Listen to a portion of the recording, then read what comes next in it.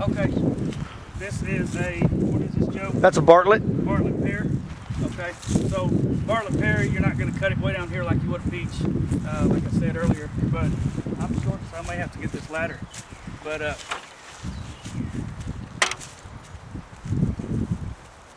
anyway,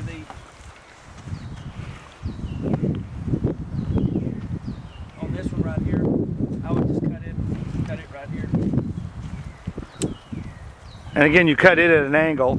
Right, cutting it at an angle. And anyway, by cutting the top of it, it's gonna Bush out. bush out, make a canopy. The way I prune my trees severely. At the ones I have at my house, I keep mine at about 7 feet tall instead of letting them grow up really tall, because I'm short and I can't reach the fruit. So no, I mean if you don't prune properly, then you're gonna have to get on a ladder to pick your fruit later on, and it's just a lot more work. So I keep mine pruned back, and then they canopy out, and it's easier to pick. And basically, there's several advantages to pruning, but it makes the tree overall just healthier, makes the tree more healthy. If you never prune, you're going to have a lot of little small fruit. The more you prune, the bigger your fruit's actually going to be. So several advantages to that. I've also heard that because the tree is smaller, it's able to put more energy into the fruit. That's right. So you end up with not only bigger fruit, but more fruit from a smaller tree. That's true. Yeah. Now, something I've had problems with all of my trees, my bigger trees, is that they will try to fruit on a weak limb. Like you see the limb out here to the right. If it gets a piece of fruit on it, it'll actually snap that limb by the end of summer because it'll have too much fruit on it. Right. So by trimming them back, and another one we talked about earlier was, if you start to get fruit on a young tree, pull the fruit off. Yeah. I mean, you're not going to get fruit the first couple of years, but by doing that, you invest your time and your energy back into your tree, and you give your limbs time to get structure to them.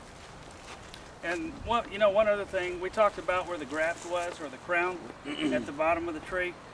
Sometimes you'll have what we call in the nursery business suckers that come up from below the graft, and that's like it's just like a little limb or a bud that comes out. So if you get them coming out below the graft, you want to cut those off or just pinch them off. So Because that'll be from the rootstock. that's right, because the Bartlett pear we grafted onto this is probably a Caloriana rootstock, and so anything that would come out below the graft is going to be whatever the rootstock was instead of the Bartlett pear. So Okay. and anyway, there's another Bartlett pear right here, and volunteer to prune this one. Yeah, we'll get a couple of y'all in there to prune this next one, and Rob will supervise. Okay, hang on. What are you guys doing? Right about 7 foot? Yeah. All right. Super Dave doesn't need a ladder, because Super Dave doesn't need a ladder. that's right, because they stack them tall out there. You want to go kind of above where the sucker is right here coming off? Yeah, right in there at an angle. You want that much of your tree gone? I want fruit. Yeah. There's 2 trees. Yeah, those won't reroot. And then now we're probably going to get up here with Everybody good, Rob? Yeah, that's great. Dave's enjoying this. I'm coming to your house and trim your tree, Dave. Joey just cut your tree in half. Yeah. You can't graft, you can't root this? I don't know. We'll find out. Dave likes my wood. Yeah. I got something for your hand. You may have to open it all the way. You like your flame prince peach too, don't you? Yeah, I do. I love my flame priest. Now, what about these that are branching off here, Rob? Yeah, now do we clean up the inside, Rob, like we do a peach tree? Well, this one right here, kind of cut it at the same height as you did those other ones. With the pruning shears or with the loppers? Either one. Jump. I can get it right back here. Yeah, that's good. And the next thing I would say, and we didn't really do it on that one, but there's a lot of branching going on in here that's really crowded. As this tree gets older, the branches are going to grow, and they're going to grow together. But anyway, so you can come in here and say these branches are growing out towards this limb. What I would do is I would come in here and cut out some of those If y'all want to move in closer, you might be able to see better. And y'all got clippers in your hands. So basically, yeah, so the limbs that are growing towards another trunk, like this right here, y'all can cut out. Y'all are welcome to come in and What about the ones that kind of, I mean, this one here would be like Yeah. questionable. I talked to him, and Yeah. he said on the bigger trees, you want to do it on the bigger trees, but it doesn't hurt to And do what them even about on the this? You got smaller this whole trees. branch Yeah. right here. Yeah, see here, like this one here? You want to kind of parallel the trunk. You don't want them together. Right. Yeah, I want to see that goop. What are you putting on it? right. Amazon. yeah, They like do this carry right that. here. How it's growing towards there, so you want to cut it about right here. Elmer's glue too. I don't know. Rob, have you ever heard of using Elmer glue instead of the pruning stuff? We did that on roses. You know, pretty much anything that would seal it. Anything to keep the sap. Keep. Or fingernail I've even used spray paint before. Yeah. You know, when I was out of pruning paint. So as long as it will seal it, yeah, that would work. Yeah, she's like. Make sure you mention your favorite clippers. Yeah. Favorite What are the best clippers in the world, Rob? Felco, Not these cheap ones. 60 bucks a pair, but worth every penny. Lasts you a lifetime, and you can get replacement blades as well. Now, you'd mentioned that we didn't have to put the trimming stuff on there, but we've got it. We went ahead and did it anyway because it doesn't hurt it. Yeah, on the smaller branches, like a branch like this, you don't really have to use the pruning sealer. Yeah. But if you're doing like a big branch, like this big one down here that we did, you know, and cutting the tops out of those, the bigger ones, you should use it on there. But the small ones are okay. And again, we trimmed at a 45-degree angle, So the water runs so off. the water runs off. And the purpose of the pruning sealer is to keep the sap from coming out, Right. tree bleeding. That's right. Yeah. And also it keeps the insects from trying to get in there. Okay, there you go. Wreaking havoc. And so what we did, this tree was all growing together, and we just trimmed out and opened it up a little bit, trimmed out some of the branches that were growing towards each other on the big limbs. So, and then cut the top out. It's going to make a nice canopy now. By the end of the summer, it's going to look nice. Okay, good deal. So this is a Warren pear tree, and we're going to come in, and John is going to come in and trim out some of the. This one's unusual too because this one actually, all of the limbs tend to want to come up. I know they're doing nice to bowling, start yeah. with. It's already. It's looking really good. Warren pear. That's how mine are doing, so you really shouldn't change that, right? That's kind of what you That's what I'm want. saying. Yeah. Yeah, because it's going to get weighted down with fruit. So I would go here. And is it at an angle? Yeah. About there? And then? I'd probably do this one too. Yeah, that's probably these right in here. We're skinny, so. Yeah. But you know, I'm close. Joe, if you have Better get your one, arm out of there, Rob. if you, I'm telling you, I'm not drawing back a nose. If you got a fruit that's going to fruit out here, you know, it's going to Yeah. weight this down. So, you know, take this off? yeah. What And then about probably, this top yeah, though? probably right there. Here? Yeah. It grow. And this one right here needs to be cut out because that's going to be crowded eventually. And we'll do away with that for now. What about these little ones? Leave those here? They're okay for now, and he might want to prune them back But it later. does have a really But nice this one I would shape take to it off. already. Yeah, this one right here, like this one, and there's one down here. Yeah. And probably these, you know, like these. Right here. But that's, By cleaning up that trunk, you're going to keep it from overcrowding later, right?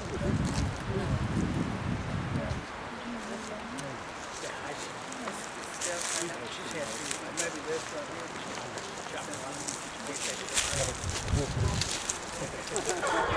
here. And here in a couple of weeks, these trees are going to look awesome because they're going to take off now. Yeah, they're going to come out nice. I didn't paint the ends of those.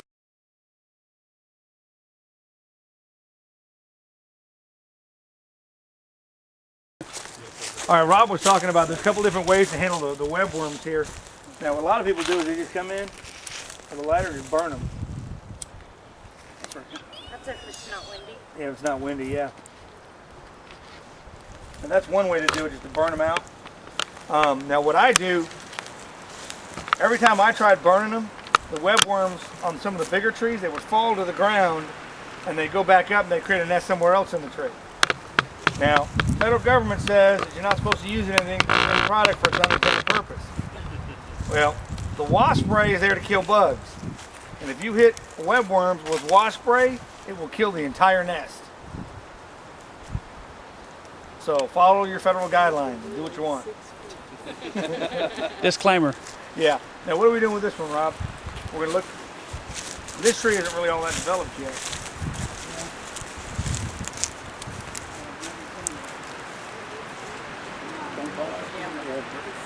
This is a dead branch. I film it and block it down.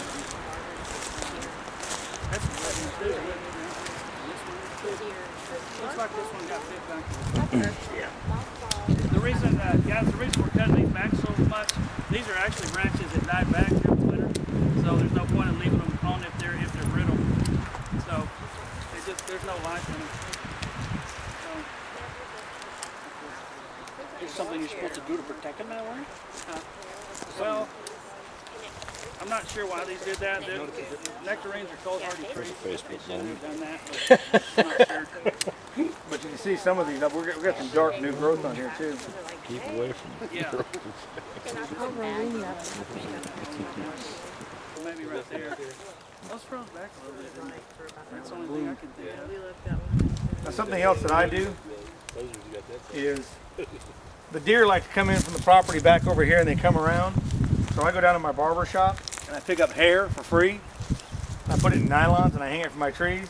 Now that only works for so long, then the hair loses its smell. Dude, that hair looks like it's got rigor mortis. Yeah, this was probably about 2 years ago. It can go away.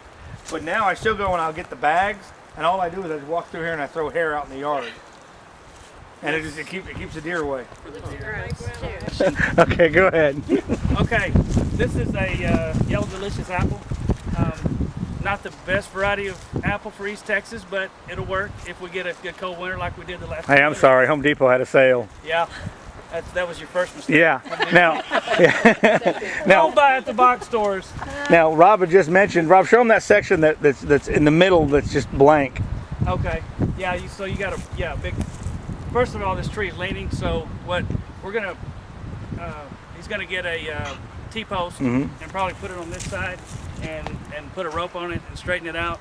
And you don't want to tie the rope directly onto the bark because it'll kind of wear into the bark, so you put like pantyhose or water hose and just fit it over the rope. And Yeah, we'll get some of Dave's pantyhose.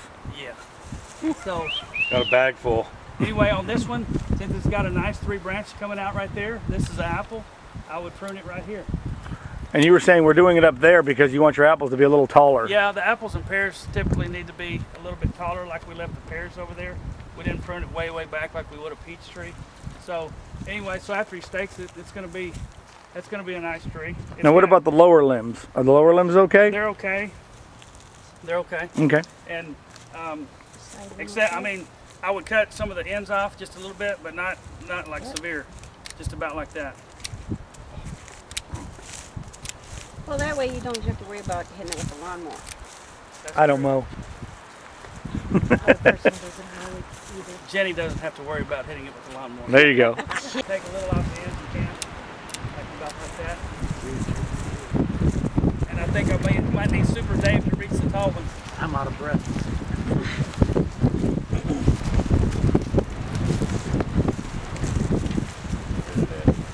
All those trees sticking out, just cut them about half. That's fine.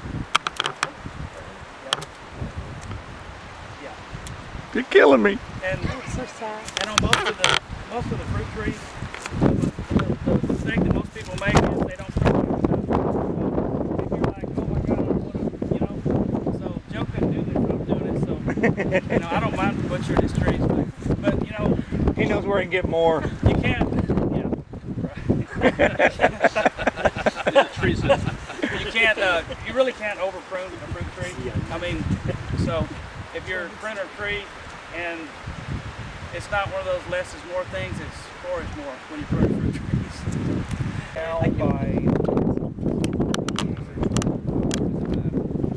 Well, it doesn't matter. Now, if it was middle of the summer, trees would all go down.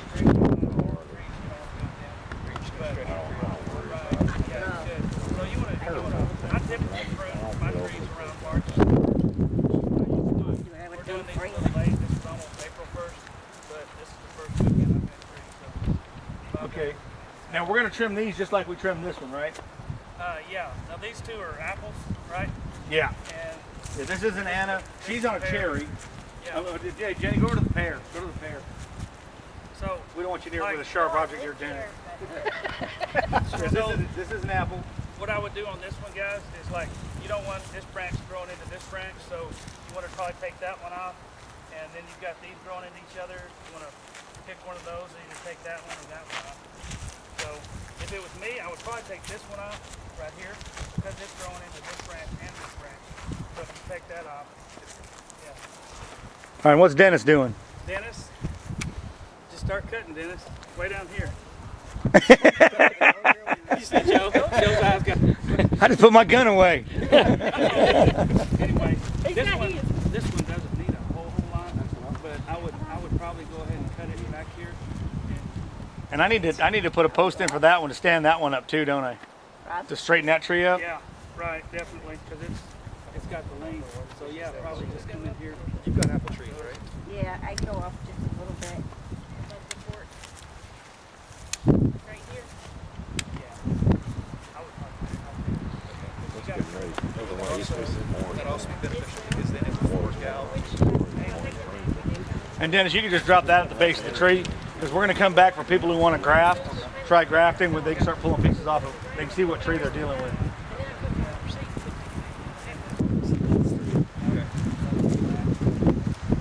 Yeah.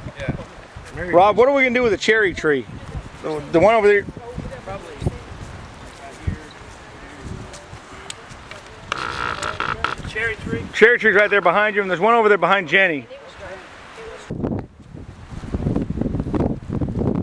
This is a cherry.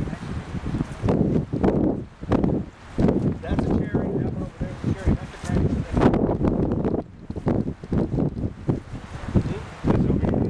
Different for the cherries or the same? You want to bring the cherries back a little bit more than you would a pear or an apple. But more like a peach. Yeah, except you don't cut out the middle. You just kind of cut them off shorter. Okay, but what about like this one here that's going to interfere with that one? Yeah, You still do that? yeah. This one is branched pretty low, which is good for a cherry. Roll into this one. That one. Keep cutting in this. Don't get nervous. Anyway, that's it.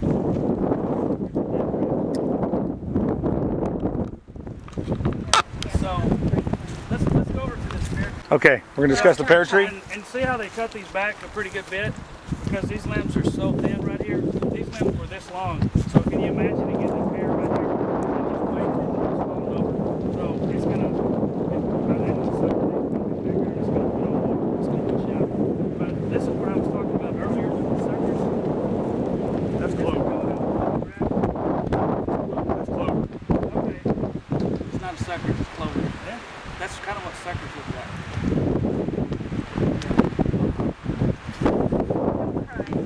Nitrogen fixer. Oh, sorry. Yeah, I know. What I do, I was telling somebody earlier that instead of using a bunch of fertilizers other than the stuff that you guys sell over there, I just seeded the whole property in clover to increase my nitrogen. Yeah. And then on top of that, now I've got rabbits all over the place. I got natural rabbit manure plus what I got. And those are, they're called support plants. And nitrogen fixers is they just put nitrogen into the soil instead of using fertilizer. At the nursery, I've got a source that I found that's carrying, that has lots of nitrogen fixers. They've got the little starter plants, and I think we're fixing to get some nitrogen fixers. We did get gummy berry, and I've got mimosa and Texas Eastern redbud. Tell them about the fertilizer that I got from you, that big bag. The blue fertilizer, Yeah, slow release. yeah. Okay. Let's see.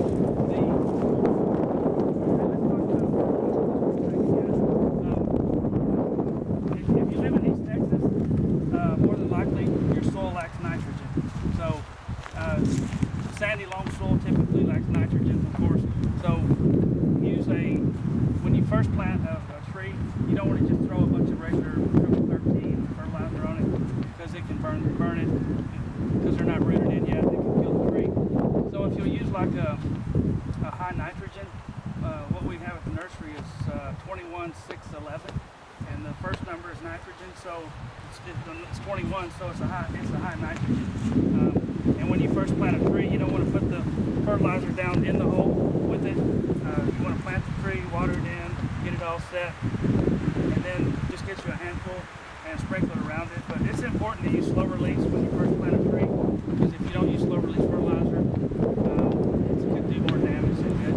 So, Yeah, what I ended up doing was I was in there 2 or 3 times and I'd buy the 1 pound bag, 1 pound bag, 1 pound bag right. for like $5. And then you finally got me to buy the big bag. Right.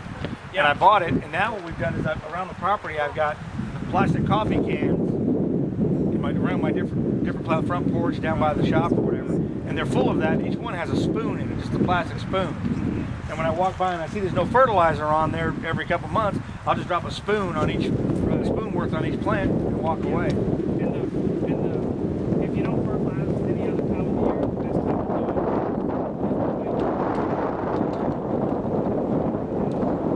do it when I prune my trees, usually on March the 1st, I usually drop a handful of fertilizer.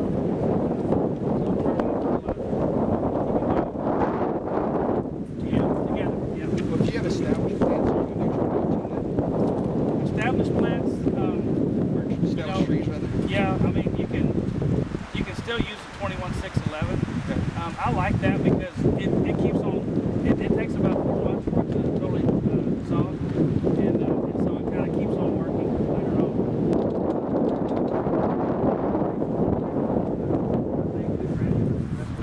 Home Depot likes selling them. Yeah, Yeah. it tends to get like wherever you put it in, it tends to get a lot right in that area. But the granular, you can come out. I usually go about 3 inches away from the truck, and I'll just sprinkle some all the way around it, so it gets a more even distribution.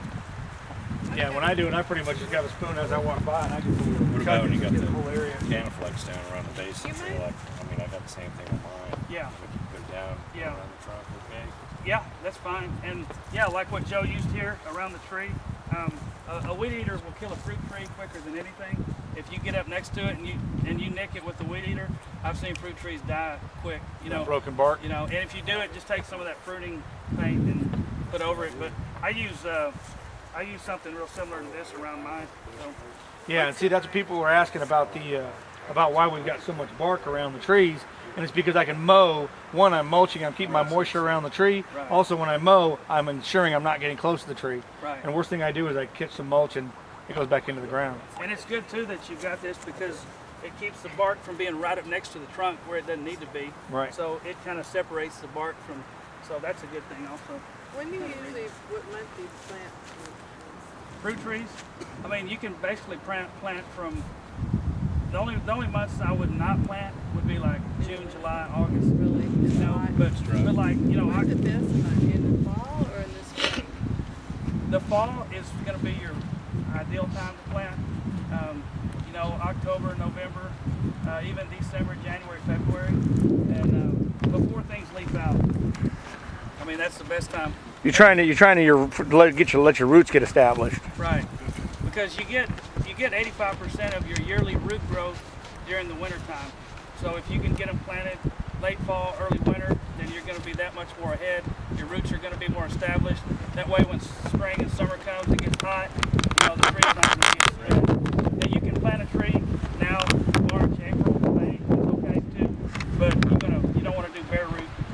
You want to do container tree if you're doing it after they leaf out. But you can plant, March, April, May, pretty well too. You just got to stay on top of your watering a little bit more during the summer months. The first summer is a critical time. I always tell people if you have sandy loam soil, like April and May, water once a week. But you get into June, July, August, you got to water at least twice a week. And I'll make like a berm around mine, and then you can still use the wood chips. And then I just fill that berm up, let it, fill it up, go to the next one, and fill it up, and do that about twice a week. Yeah, everybody makes fun of me, all of our friends, because I'll come out here, put a beer in my back pocket, beer in my hand, and watering these trees right here is a 2-beer job. And I'll sit out here and I'll talk. But for me, I think it's really neat because it lets me check the trees for problems, damage. We get webworms, and I notice them a lot quicker if I'm doing it every other day. Yeah, that's fine. So That's fine. I like I like to do it maybe two times a week and do a deeper watering Right. rather than just doing a quick watering every day. Because if you do just a quick watering, the water's going to make shallow roots. Right. So if you do a deep watering, it's going to make deeper roots. Because the water's going down, the roots are chasing it. Yeah. We have a water, with the holes in the bottom you hook your hose up to, and then you look down around the roots. How deep, like, well, up depends on if it's an established tree or not, but it's probably about, what, a foot? Yeah, Foot down. that's fine. And I've, For like 10 minutes? how many gallons a minute is it? Or how many gallons an hour is the drip? Well, it's actually a wand. And it's Oh, it's a wand. Yeah, it Oh, is. okay. Water. Oh, okay. You did water clean. Oh, right. Yeah, probably 10 minutes would be plenty. If it was once a week. Yeah. This time of year, just maybe once a week. But what I used on my trees, I've got 20-something fruit trees at my house, and I used See, we need more. instead of need more, using gotta catch up. PVC pipe, I use like this black hose, and it's flexible. So if it freezes, it's going to expand, and it won't crack like PVC will. So I rented a ditch wedge for $100, and I had 750 feet of line dug in about 45 minutes with a ditch wedge. And you come in and lay that black stuff, and so I had mine say like in rows, like way down to where that big tree is. And so I just ran a ditch wedge line right beside all the trees all the way down, and then from that main line you just tap in with those little ones, and I ran drip emitters, and so I use like I think it's a 2-gallon emitter, and I'll run that for a couple of hours twice a week. So that's a easy way to do it. If you want to just set them up on a timer, you go out on vacation in the summer, you're still going to get water. Now, we've got a guy that is just crazy about blueberries, and he's on a well, and he runs his water 24/7, 365. He says the blueberries out here love water. They do. Blueberries require more water than any other fruiting bush or tree. That's true. I don't know about leaving them on 24/7, but I don't think he's running much volume. I think it's just constantly dripping. yeah. Blueberries do require a lot of water, because you got to realize blueberry, they're big and they're full of juice, and that's how they get big, is more water, More juice. Okay. more juice. Any questions? I got one.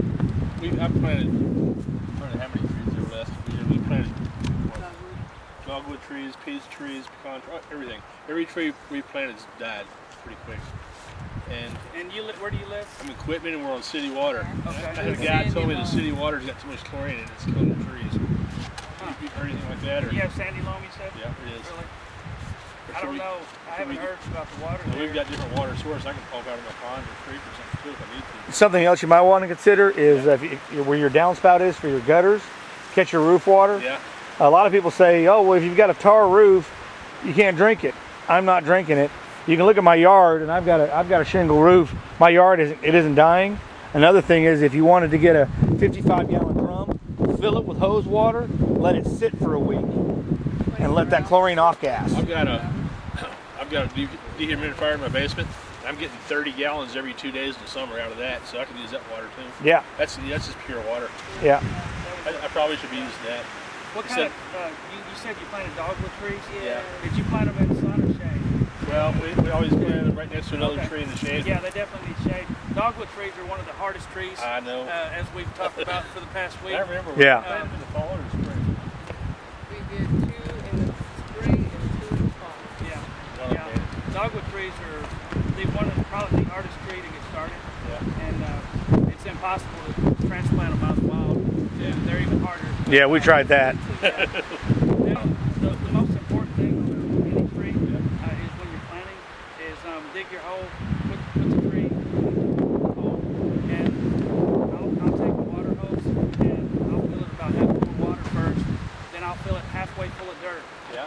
Okay, then I'll hit it with water one more time all the way around, and then go ahead and fill it all the way up with dirt, and then hit it with water one time. If you have air pockets in the soil, that tree will tend to die out. Especially on planting a big tree like a big pecan. Yeah. You got to make just a big muddy mess out of it when you Yeah. plant it, and you got to get water underneath it to begin with.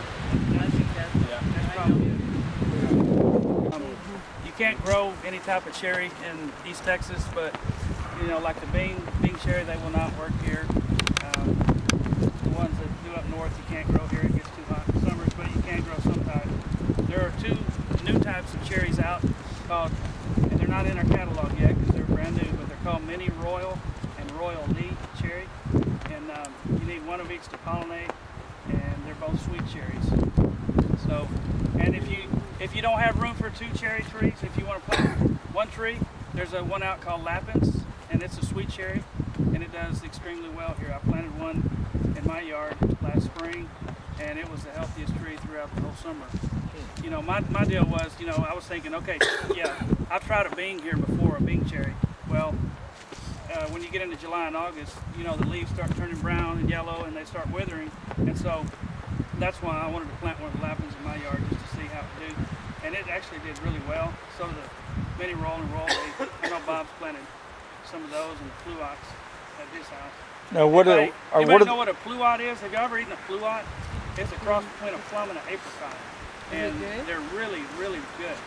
We carry those out there too, but they're good. This tree, what I was going to point out, is you got a lot of low branching coming out here. See where all these coming out? These are going to be branches. So you want to take that and just strip those, you know, the small ones off, and you just take your hand and do that. So, and So that'll give you your trunk. And you know, if you want to leave these here, you can have a few more branches coming out. See what they do. If you don't like them later, you can always cut them off. So. I've got a question too. Like on your land, do you plant it more south, or does it matter here? It doesn't matter here. You know, either way. I've heard some people, the old timers, they'll say whatever side the graft is on, they'll say point it like towards the northeast. Okay. You know, the side of the grafts, but I've done them all ways. It doesn't really matter. Oh, it doesn't. Okay. Yeah. But I have heard that. A lot of the old timers swear by it, but I don't know. You're not that old. I'm not an old timer. Look at there. A Mexican got him a white man. Rob came out and wanted to go to work.